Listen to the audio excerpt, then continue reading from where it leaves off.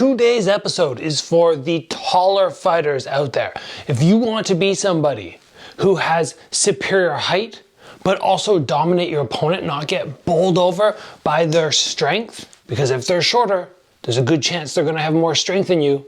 You need to watch this episode and learn exactly what I'm going to teach you. I hate buying something and then having to replace it. Kind of like, I already spent money once on it. Why do I have to do it again? Well, with fight gear, obviously we do break things down, but I gotta say, I have used these for the last 4 fight camps. That is a lot of wear and tear, plus all the teaching I do and the training outside. And these shin pads from XMARTIAL, they look brand new. Taken very little shin damage because the cushion and everything in here, the protection is actually top notch. Great price, great quality, and I've used them, like I said, for 4 fight camps. If you guys want to grab a new pair of shin pads, keep these in mind. I have a link down below where you can save 10% using my promo code Gabriel Varga. Now, the general question that I get when we talk about size differential between people is, oh, Gabriel, I'm the shorter fighter and I can't get in properly on my opponents, or more so in the gym on my sparring partners. So a lot of shorter people have a lot of questions, but that usually comes from a weight discrepancy and a height disadvantage, right? If this person is 135 pounds and they're 5'6", and I am 6'2" and 180 pounds, yeah, your disadvantage is massive. But when we step in the ring, and let's say I'm 6'2" and this guy's 5'6", generally what happens is I am very skinny, he is very stocky, he hits like a truck. And what happens as soon as he gets past all my long techniques is you get overwhelmed as the taller fighter. You feel like, oh my gosh, once we're here, I have no answer. He's breaking me down. He hits so hard. He's roughing me up. And generally, this is not all the time, but generally when we have a tall, lean fighter, we see them get broken down physically by the stronger, stockier opponent. We need to have answers on how to stop this. And recently, I noted a high-level boxer at my weight class who's fighting for world titles. His last name is Fondura, I believe, Fondura.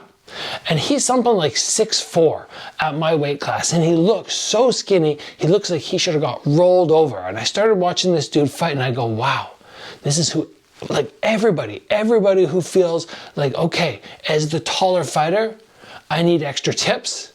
He has the answers. And many of these I have learned throughout the years, my own, just basically going in and doing sparring and ending up against stocky guys and going, what's the solution? So what are we talking about? Number 1, you want to have a good outside game. Of course you do. Not fighting out here would be so advantageous for him. Me being able to touch him when he can't touch me, that's a massive advantage. So I want to be able to hone that skill where I use my long shots on the straight punches. I use those teeps and those long knees to keep him away. But outside of that, there's so much more that we need to understand, because if my whole game revolves around me keeping everything long and then he starts breaking through that and I go, that's all I have, it's all range fighting, I'm in a big problem. I'm gonna get, most likely, beat down as the fight progresses. So what you have to get very good at, first of all, is from the inside here, still throwing shots. And you guys have noticed, if you watch me fight, that I am very comfortable fighting at this range. Sure, I can fight here, but I can fight now, I think, even better at this position, because I've trained it so much. How do we go about getting comfortable here? Well, first of all, we have to remember, as the taller fighter, especially if you have really like high build, that this guy has to punch upwards to get to you.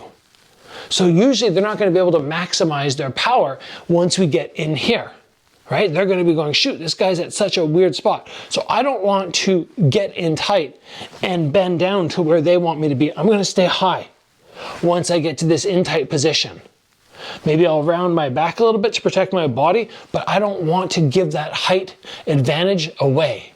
So from the outside, sure, I could be down here a little bit, keeping everything along. Once I get in, I'm going to choose to stay fairly high up and be able from here to throw downwards, right? I'm punching down so I can get that extra power from these short, choppy shots. Now, once we get to this point where we're going, oh, okay, I don't want to be in the middle ground. I'm fine being really tight, chopping down. I'm fine being out here. If I want to create good distance, what can I do as the taller fighter?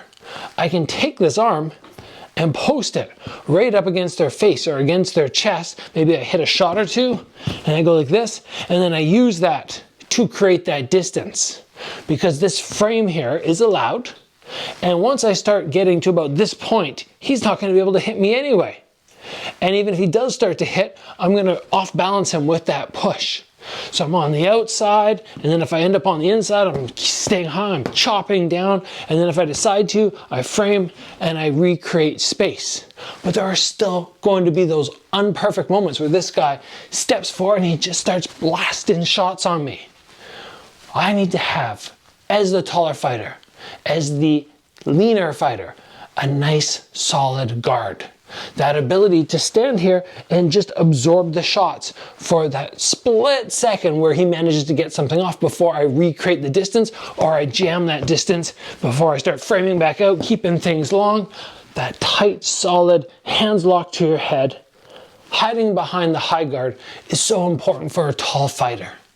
Because if you do not have that, if you're just like, okay, I'm just going to move around, I'm going to touch, I'm going to get to the inside, I'm going to kind of wrap them up, I'm going to try and push away, all of a sudden they start landing some shots, or they start getting to that ideal range, which is right about here, where they're bombing. If you can't just put your hands up and just eat a few of them off the forearms before recreating that distance, you're going to be stuck. You're going to have so much trouble.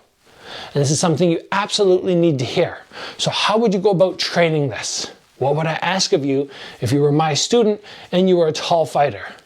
Well, I'd have you do all your long attacks, just like normal, of course. That makes sense. I would have you do a whole bunch of training with the high guard. So if I was doing stuff with you with pads and I said jab, cross, hook, I'd be swinging back at you in between, just getting you to boom, boom, and then recreate the space. We would be training that all the time.